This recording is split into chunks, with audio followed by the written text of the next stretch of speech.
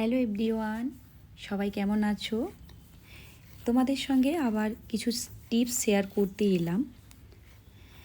আমাদের নভেম্বর থেকে bridal season শুরু হয়ে যায়, তো সেক্ষেত্রে প্রত্যেকটি আপকামিং ব্রাইডকে আমি বলতে চাই, তোমরা তোমাদের স্কিন এখন থেকে স্কিনের যত্ন নিতে শুরু করো।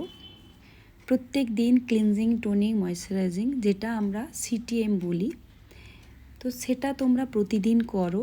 তার সঙ্গে ফেসের একটু যত্ন নাও, স্কিনটার যত্ন নাও, তাহলে তোমাদের ব্রাইডালের যে মেকআপ হয় সেই মেকআপটা ফ্ললেস লাগবে। এবং তোমরা অবশ্যই উইন্টারে ডিউই ফাউন্ডেশনগুলো ইউজ করো।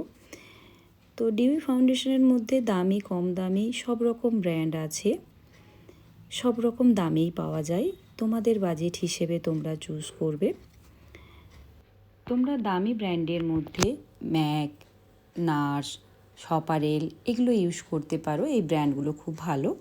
আর কম দামি ব্র্যান্ডের মধ্যে পিএসি, ফরএভার 52 এগুলো ইউজ করতে পারো। উইন্টারে আমাদের ক্রায়োলনটাও খুব ভালো যায়, তোমরা চাইলে ক্রায়োলন ইউজ করতে পারো।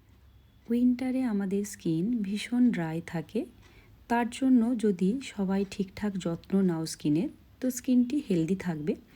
আর যত হেলদি স্কিন থাকবে তত মেকআপ ফ্ললেস লাগবে। তো তোমাদের সঙ্গে এটাই শেয়ার করার ছিল আমার।